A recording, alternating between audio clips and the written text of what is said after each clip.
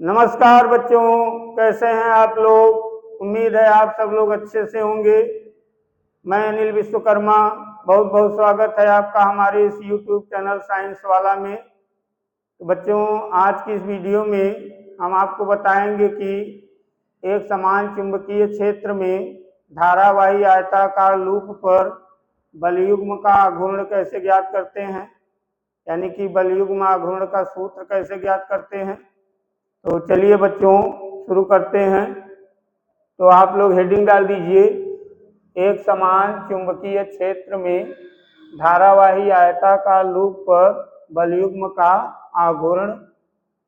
तो देखिए बच्चों, बलयुग्म का आघूर्ण निकालना है। इसके लिए आपको यहाँ एक चित्र बनाना पड़ेगा। तो चित्र में देखिए क्या क्या बनाना है। पहले आप एक समान चुंबकीय क्षेत्र दिखाइए। फिर उसी चुंबकीय क्षेत्र में एक आयताकार लूप रख दीजिए और उस आयताकार लूप में धारा प्रवाहित कीजिए, तब वो माना जाएगा धारावाही आयताकार लूप। और कहाँ रखा हुआ माना जाएगा, एक समान चुंबकीय क्षेत्र में। तो चलिए देखिए हम दिखा रहे हैं। तो सबसे पहले हम एक समान चुंबकीय क्षेत्र दिखा रहे हैं। चलिए ये एक समान चुंबकीय क्षेत्र है।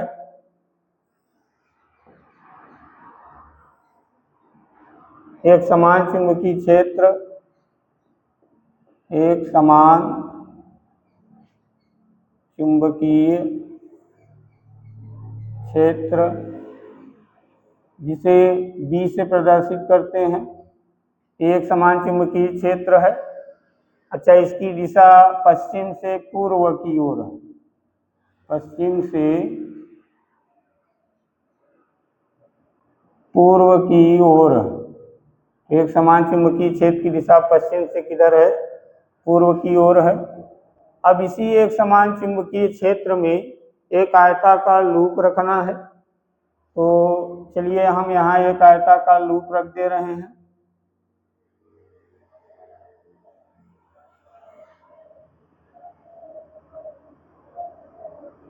आयताकार लूप, चलिए इसे मान लीजिए कि आयताकार लूप है और ये कहाँ रखा हुआ है, एक समान चुंबकीय क्षेत्र में।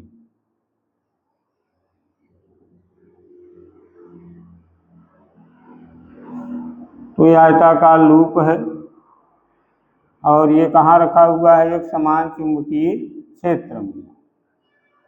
अच्छा, इसमें इस लूप का हम नाम लिख दे रहे हैं PQRS। ये PQRS एक आयताकार लूप है। इसकी लंबाई को L मान लें। अच्छा, इसमें पहले धारा प्रवाहित कर दें। मान लिया जाए इसमें प्रवाहित धारा आई है। इसमें प्रवाहित धारा देखिए आई है।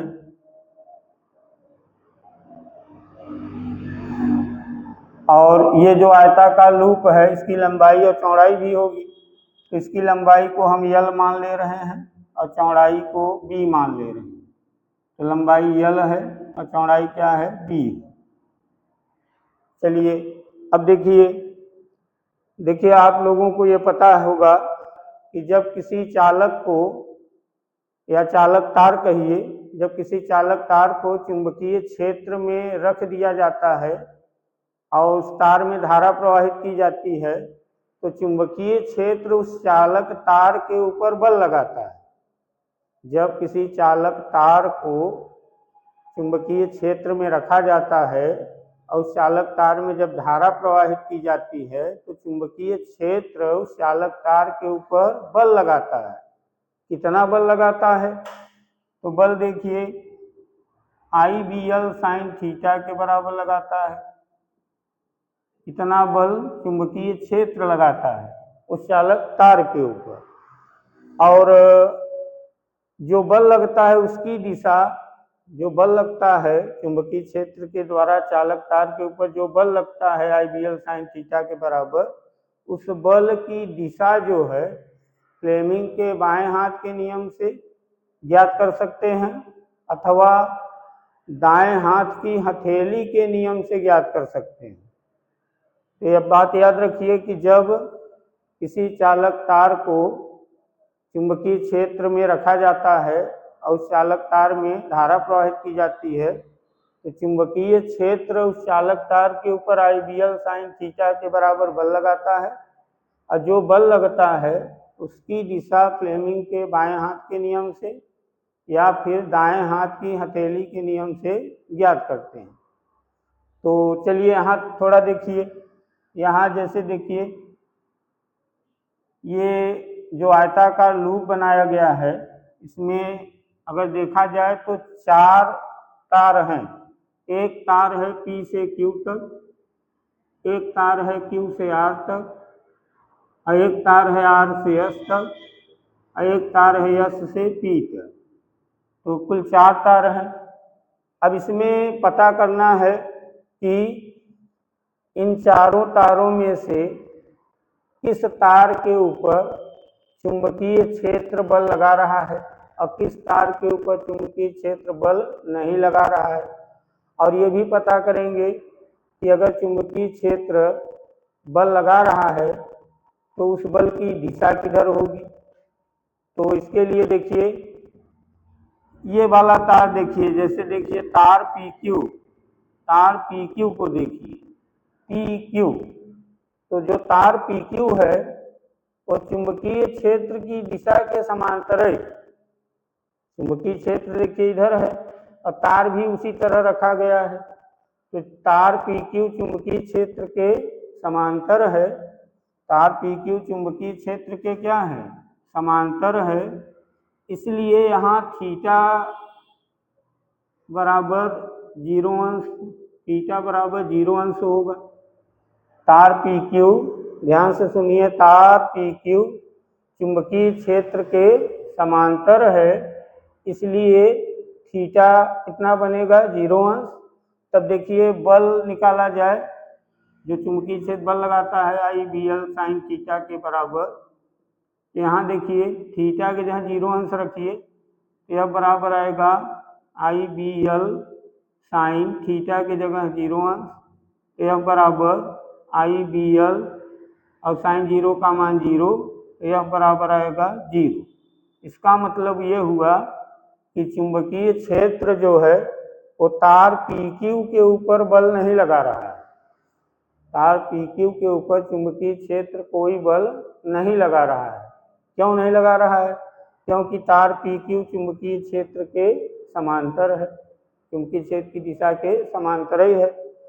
अच्छा, इसी तरह SR तार को देखिए, SR, यहाँ भी देखिए ये जो SR वाला तार है या RS वाला जो तार है वो भी चुंबकीय क्षेत्र के समांतर है। तो वहाँ भी कोण थीटा बराबर 0 होगा और थीटा का मान 0 जब सूत्र में रखेंगे तो बल 0 आएगा।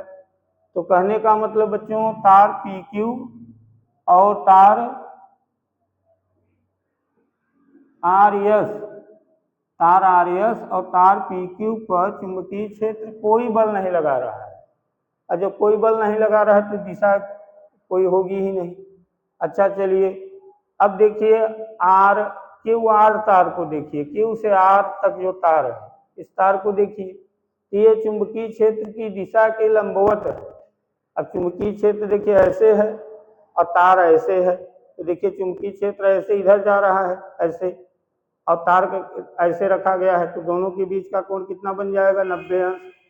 तो QR तार के लिए थीटा कितना बनेगा, 90 अंश, क्योंकि QR तार जो RQ तार है या QR वो चुंबकीय क्षेत्र की दिशा के लंबवत है, तो थीटा 90 होगा। अब यहाँ 90 लिखेंगे तो साइन 90 का मान 1 आएगा और 1 का गुणा इसमें करेंगे तो F बराबर आएगा IBL।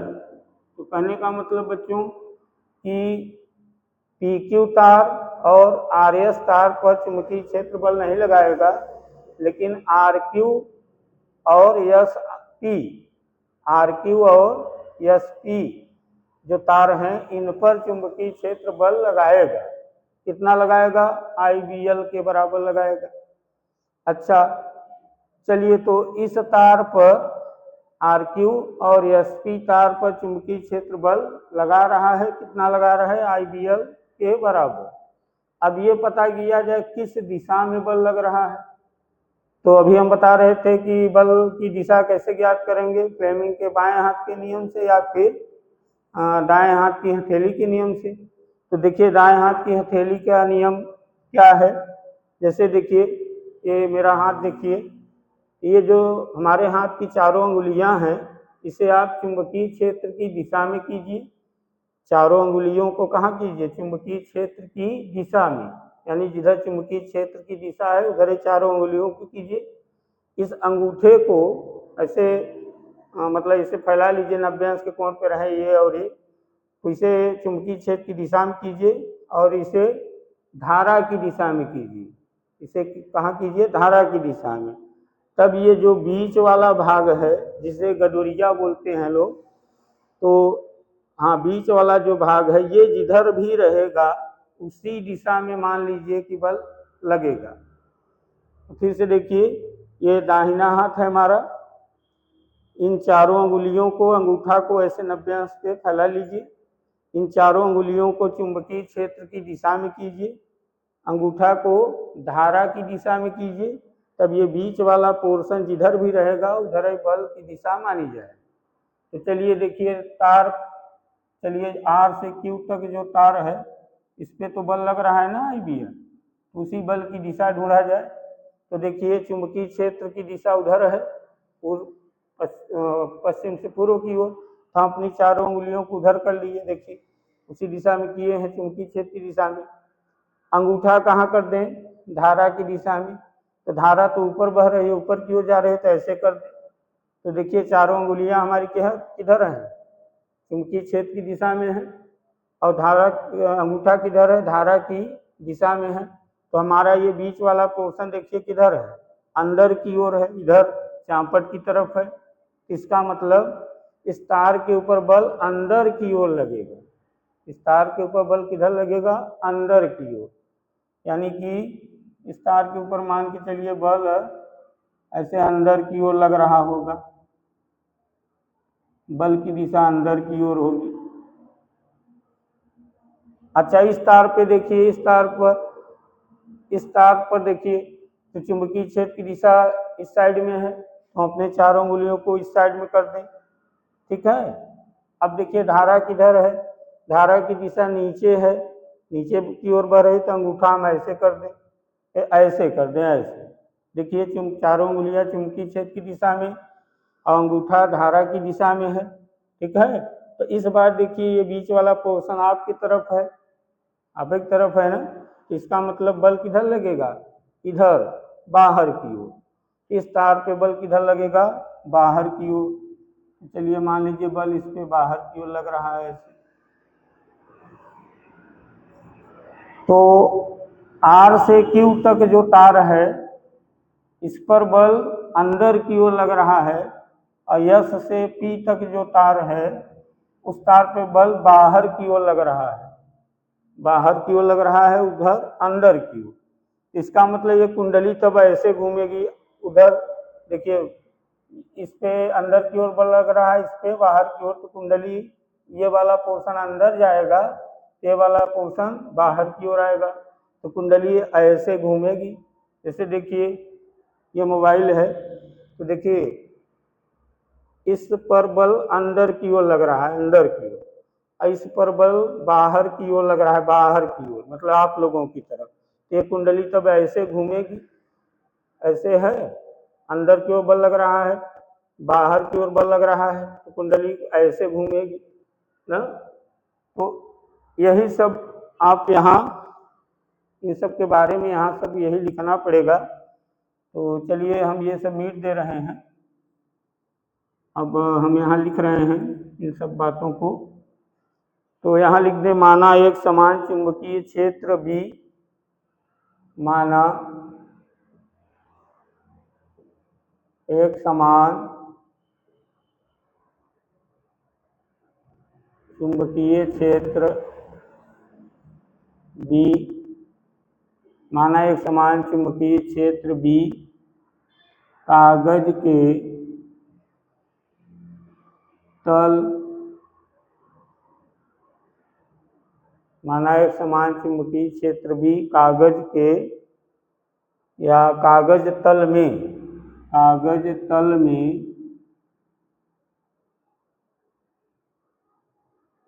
माना एक समान चुंबकीय क्षेत्र भी कागज तल में पश्चिम से पूर्व की ओर है।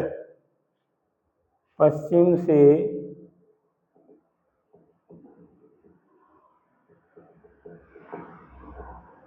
पूर्व की ओर है। माना एक समान चुंबकीय क्षेत्र भी कागज तल में पश्चिम से पूर्व की ओर है, जिसमें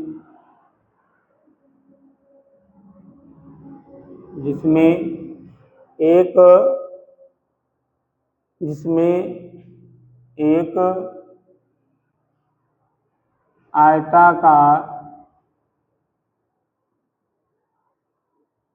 आयताकार लूप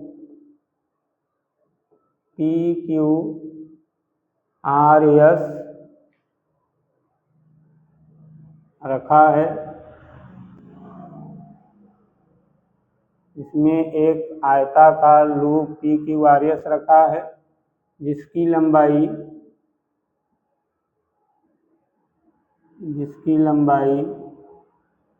L व चौड़ाई B है।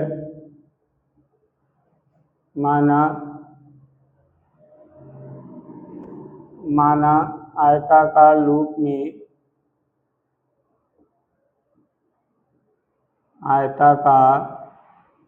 लूप में प्रवाहित धारा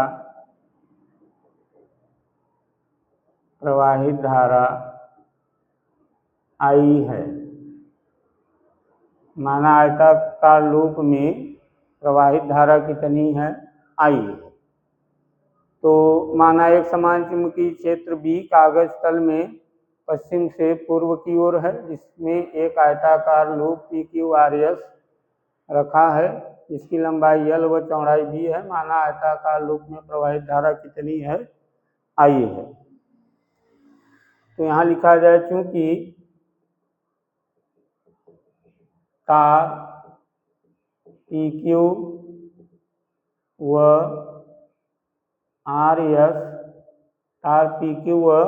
RS चुंबकीय क्षेत्र के समांतर हैं। चुंबकीय क्षेत्र के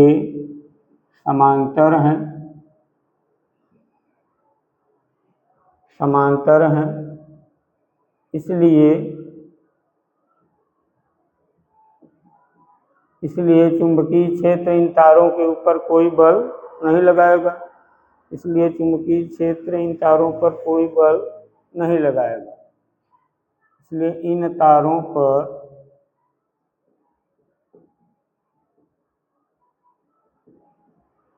चुंबकीय क्षेत्र द्वारा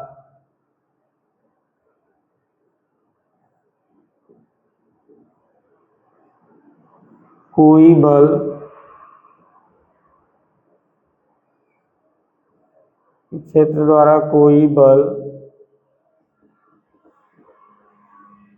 नहीं लगेगा।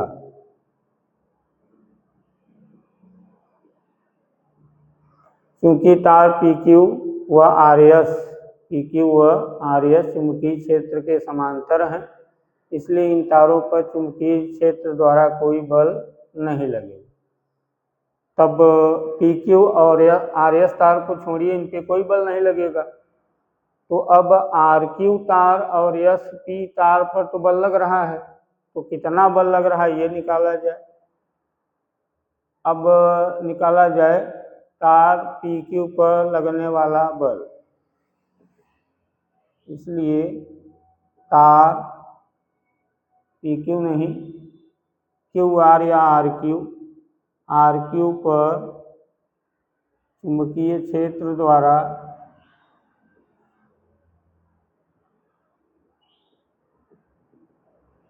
द्वारा लगने वाला बल।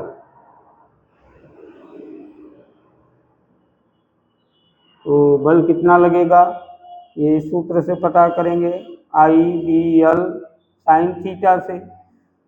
इसी में मान रखिए, मान रखने पर तो मान रखिए, देखिए F बराबर, अब इस तार में देखिए आर क्यू तार में कितनी धारा बह रही है, आई, तो आई की जगह आई ही लिखिए। चुंबकीय क्षेत्र B है तो B ही लिखिए। लंबाई, इस तार की लंबाई कितनी है देखिए, B के बराबर है तो L की जगह B लिखिए। आगे साइन थीटा कितना है, क्योंकि तार जो है आर क्यू तार और चुंबकीय क्षेत्र की दिशा के लंबवत है तो 90 अंश का कोण बनेगा तो 90 लिखिए। इसे हल कीजिए तो I B capital B into 1, sine 90 का मान 1 होता है। F बराबर I small B into capital B. अच्छा, इसकी दिशा किधर होगी, इस बल की दिशा किधर मानी जाएगी, तभी बता रहे थे अंदर की ओर, इस तार के ऊपर श्यामपट्ट तल के लंबवत अंदर की ओर बल की दिशा है।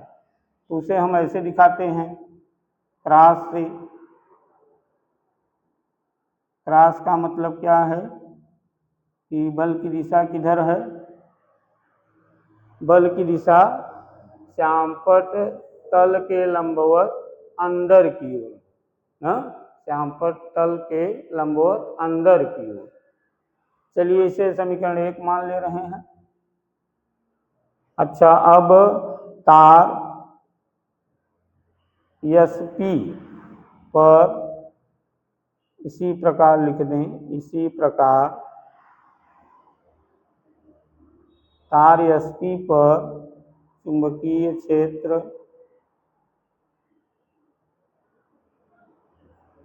द्वारा लगने वाला बल,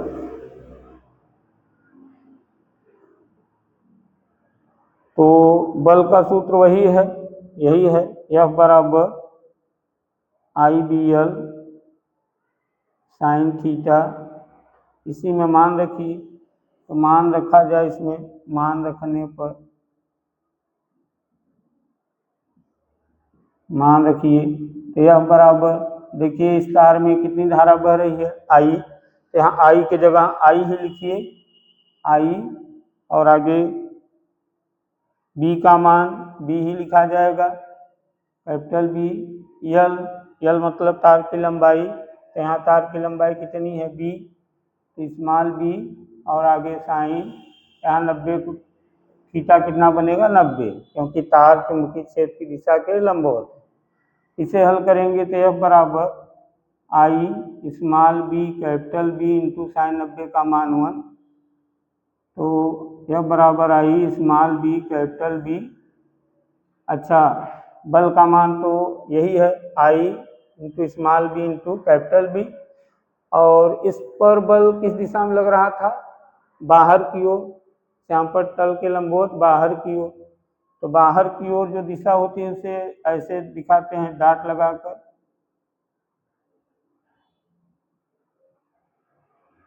इसे समीकरण 2 मान लीजिए।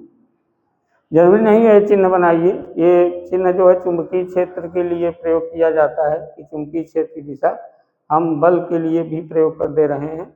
क्रॉस को माना जाता है कि अंदर की ओर, उसे डॉट को माना जाता है बाहर की ओर, ये डॉट बना हुआ है, डॉट बाहर की ओर।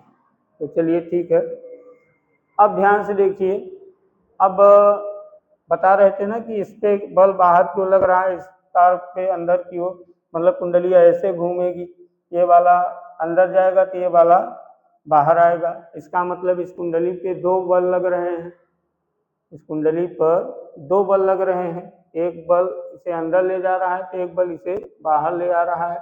इसका मतलब बल युग्म आघूर्ण यहाँ होगा, क्योंकि जब किसी वस्तु पर दो बल लगे, 2 से अधिक बल लगे तो वहाँ बल युग्म आघूर्ण उत्पन्न होता है। तो चलिए यहाँ तक लिख लीजिए, तो इसके आगे हम बता रहे हैं।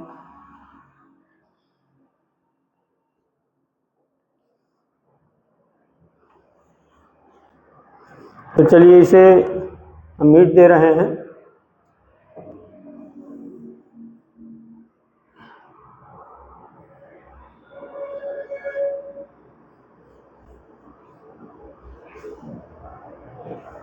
तो अब देखिए क्या होगा, क्योंकि इन तारों पर मतलब नहीं, लूप पर, तो चूंकि धारावाही लूप पर दो बराबर बल लग रहे हैं परंतु दिशा में विपरीत हैं, इसलिए यहाँ या धारावाही लूप पर बलयुग्म आघूर्ण कार्य करेगा। तो लिखा जाए, चूंकि यहाँ इसके बाद लिखिएगा समीकरण 2 के बाद, क्योंकि धारावाही आयताकार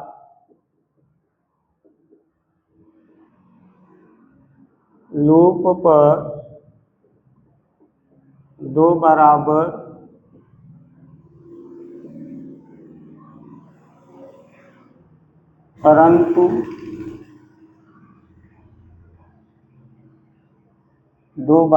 परंतु विपरीत दिशा में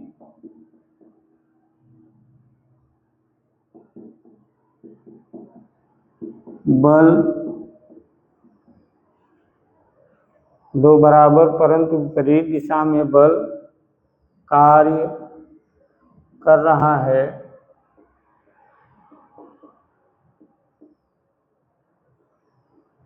क्योंकि धारावाही आयताकार लूप पर दो बराबर बल परंतु विपरीत दिशा में बल कार्य कर रहा है, इसलिए यहाँ बलयुग्म आघूर्ण उत्पन्न होगा। इसलिए यहाँ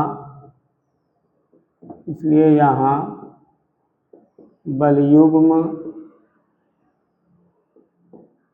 आघूर्ण उत्पन्न होगा। बलयुग्म आघूर्ण उत्पन्न होगा।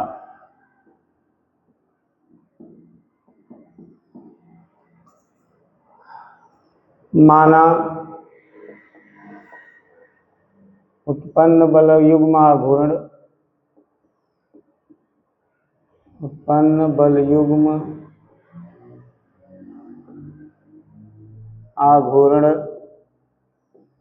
टाउ है।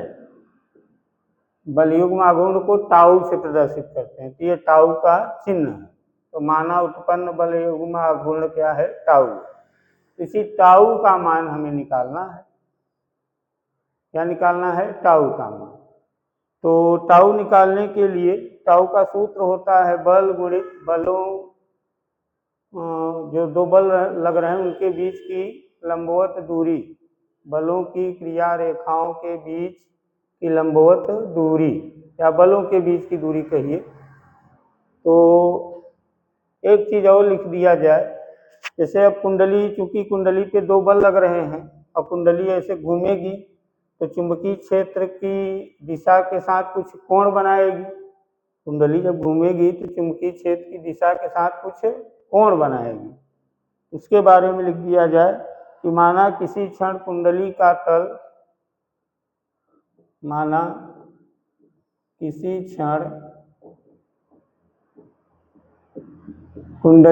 तल, कुंडली मतलब लूप, आयताकार लूप का तल चुंबकीय क्षेत्र की दिशा से थीटा कोण पर है। चुंबकीय क्षेत्र की दिशा से थीटा कोण पर है। माना किसी क्षण, यानी जब कुंडली घूमेगी, ये पोर्शन अंदर जाएगा, ये बाहर आएगा, तो उस समय चुंबकीय क्षेत्र की दिशा से कितना कोण बनाए? थीटा। तो चलिए इतना। अब ये टाउ निकालना है। हम जानते हैं कि टाउ का सूत्र लिखा जाए हम जानते हैं कि टाउ बराबर होता है बल गुणित बलों, दोनों बलों के बीच की लंबवत दूरी, दोनों बलों के बीच की, दोनों बलों के बीच की लंबवत दूरी, लंबवत दूरी। तो देखिए बल तो हमें पता है, बल कितना लग रहा है, आई नहीं, I small B capital B के बराबर, I small B capital B के बराबर। लेकिन दोनों बलों के बीच की लंबवत दूरी नहीं पता है। तो देखिए हम यहाँ दिखा रहे हैं, इसे मीट दे रहे हैं, दोनों बल वही है, I small B capital B. अच्छा देखिए इसमें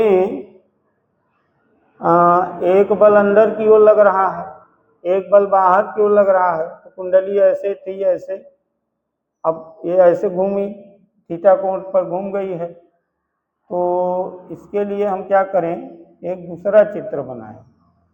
चलिए इसे हम मीट दे रहे हैं, एक दूसरा चित्र हम बना रहे हैं, इसे हम मीट दे रहे हैं।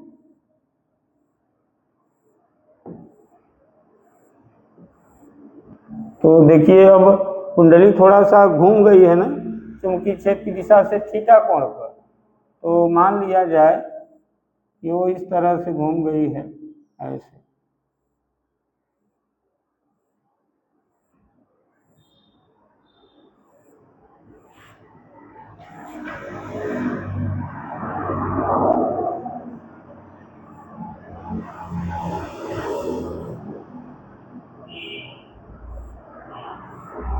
चलिए ऐसे P Q R S, P Q R S. अच्छा इसकी लंबाई को हम भी माने थे और इसकी भी बी थी, इसका यल था, यल, इसका यल था, इसमें धारा आई प्रवाहित हो रही थी, इसमें भी धारा आई, इसमें भी धारा आई, इसमें भी धारा आई। चलिए इधर, ठीक है। अच्छा आरक्यू वाली तार पर, आरक्यू वाले तार पर बल इधर लग रहा था अंदर की ओर, उसे हम इधर दिखा दें ऐसे, अंदर की ओर जो बल लग रहा था उसकी दिशा को हम इधर दिखाए, नीचे की ओर। और एसपी वाले तार पर, इस तार पर बल बाहर की ओर लग रहा था, बाहर की ओर, तो उसे हम ऊपर की ओर ऐसे दिखा दें, ऐसे, ऐसे दिखा दें।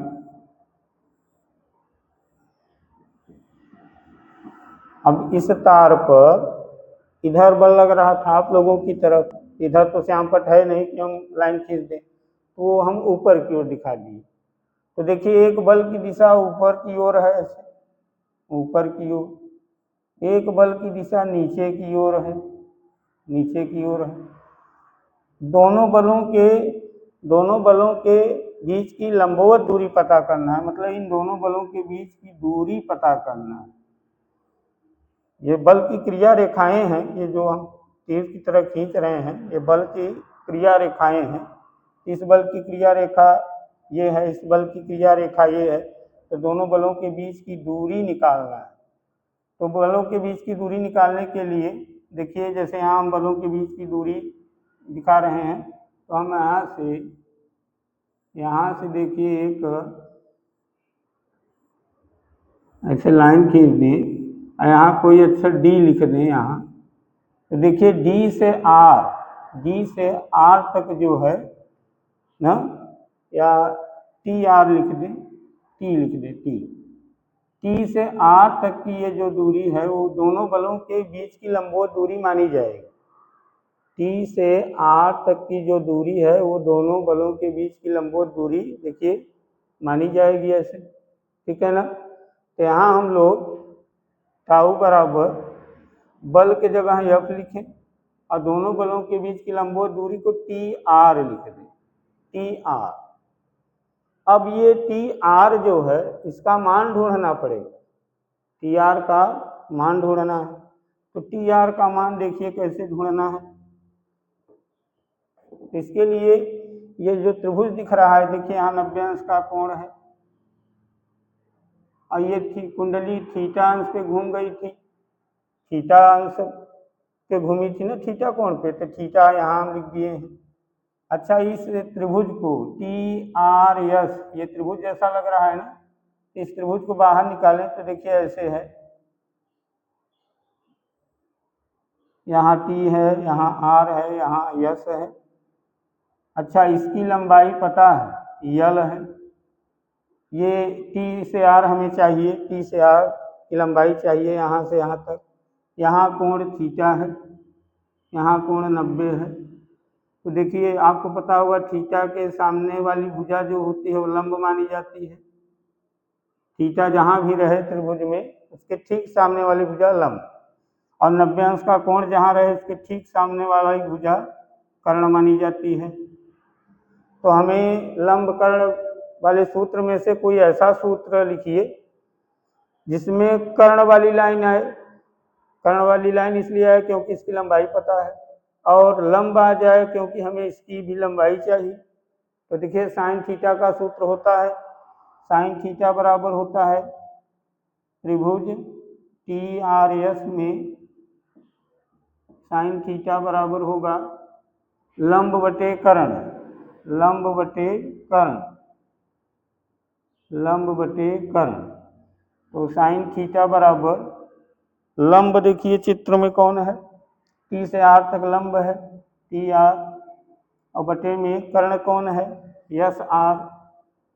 अच्छा, इनका मान रखिए, देखिए T से R की लंबाई हमें ज्ञात करना है, चलिए यहाँ लिख दे रहे हैं। साइन थीटा बराबर T से R की लंबाई हमें चाहिए तो TR ही रखिए। S से R की लंबाई, S से R की लंबाई क्या है L, तो दिस इंप्लाई TR बराबर क्या होगा L साइन थीटा।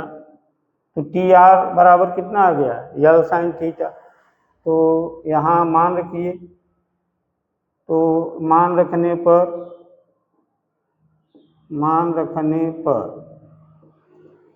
तो टाउ बराबर होगा, F का मान कितना आया था I small b into capital B, तो I small b into capital B, और TR का मान वहाँ से रखिए तो L साइन थीटा इतना। अब टाउ बराबर I, और यहाँ देखिए ये लंबाई है, ये चौड़ाई है, एक आयताकार जो लूप था उसकी लंबाई L है, चौड़ाई B है। इसे हम ऐसे लिख सकते हैं लंबाई गुणित चौड़ाई, आगे B साइन थीटा। अब चूंकि आयताकार लूप का क्षेत्रफल निकालें तो क्षेत्रफल बराबर क्या होता है लंबाई गुणित चौड़ाई। तो लंबाई उसकी कितनी है L और चौड़ाई कितनी है B, तो L गुणित B इसके बराबर हो गया आयताकार लूप का क्षेत्रफल, मतलब A के बराबर। तो हम L गुणित B हटा के वहाँ क्या लिख सकते हैं A, तो L गुणित B हटाइए, यहाँ A लिखिए, इसलिए टाउ बराबर तो I और इसके जगह पे A फिर B साइन थीटा। तो टाउ बराबर होगा I A B sine theta. यही है बच्चों धारावाही आयताकार लूप पर बलयुग्म आघूर्ण का सूत्र। एक समान चुंबकीय क्षेत्र में धारावाही आयताकार लूप पर बलयुग्म आघूर्ण का सूत्र यही है। तो इसे आप लोग नोट कर लीजिए, और देखिए इसे भी, इन सबको नोट कर लीजिएगा। और एक चीज़ और हम यहाँ लिख दे रहे हैं कि अच्छा, इस कुंडली में देखिए, ये जो कुंडली है लूप है PQRS आयताकार लूप है, उसमें तार के कई फेरे हैं। तार के कितने फेरे आपको समझ में आ रहे हैं? इसमें तार का केवल एक फेरा है, देखिए एक तार इधर एक फेरा इधर, एक फेरा इधर, एक फेरा इधर, कुल मिला के तार का केवल सिंगल फेरा है, एक फेरा। यदि लूप में तार के n फेरे हों तब लूप में, यानी जो आयताकार लूप है उसमें तार के n फेरे हों, फेरों की संख्या n हो, तब टाउ बराबर होगा n i a b sine theta, n i a b sine theta, तब बलयुग्म आघूर्ण का सूत्र ये हो जाएगा। तो अगर तार फेरों की संख्या दी गई है, तार के फेरों की संख्या, तो n लिख दीजिएगा इसी सूत्र में, और नहीं है तो n हटा दीजिए। चलिए इसे नोट कर लीजिए। और एक नोट हम बता रहे हैं, इसे देखिए ध्यान से। चलिए इसे हम मीट दे रहे हैं।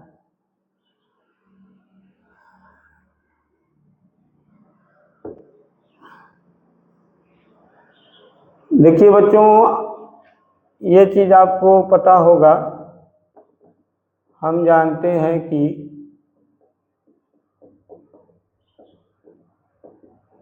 टाउ बराबर, यानी बलयुग्म आघूर्ण बराबर m b साइन थीटा होता है।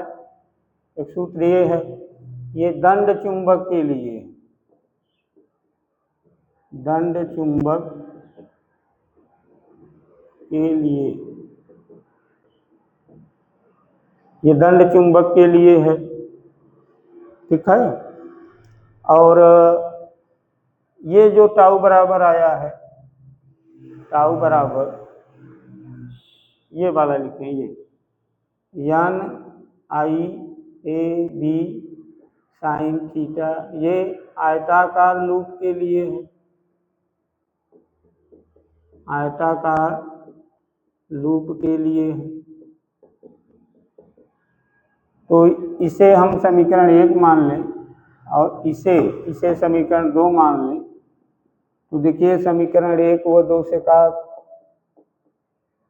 कर सकते हैं, समीकरण 1 व समीकरण 2 से देखिए दोनों का बायां पक्ष बराबर है, यहाँ भी टाउ यहाँ भी टाउ, बायां पक्ष बराबर है, इसलिए दोनों का दाहिना पक्ष हम लोग बराबर करके लिख सकते हैं।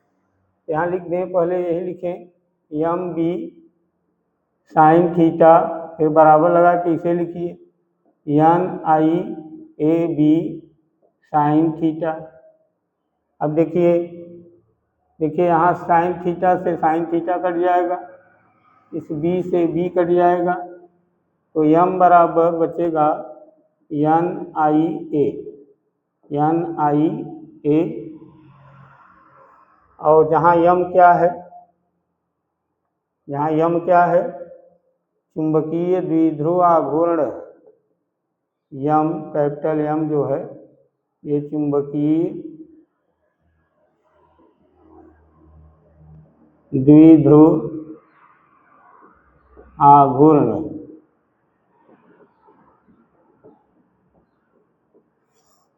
तो m बराबर चुंबकीय द्विध्रुव आघूर्ण का एक सूत्र ये भी है, n i a, m capital M बराबर n i a। तो बच्चों इसे आप लोग एक बार दो बार देख लीजिए वीडियो को आगे पीछे करके, और ये मान के चलिए परीक्षा में आता है, अगर इसे आप ध्यान से देख लेंगे तो 5 नंबर आपके जरूर पक्के हो जाएंगे। तो आज की वीडियो यहीं तक बच्चों, नमस्कार।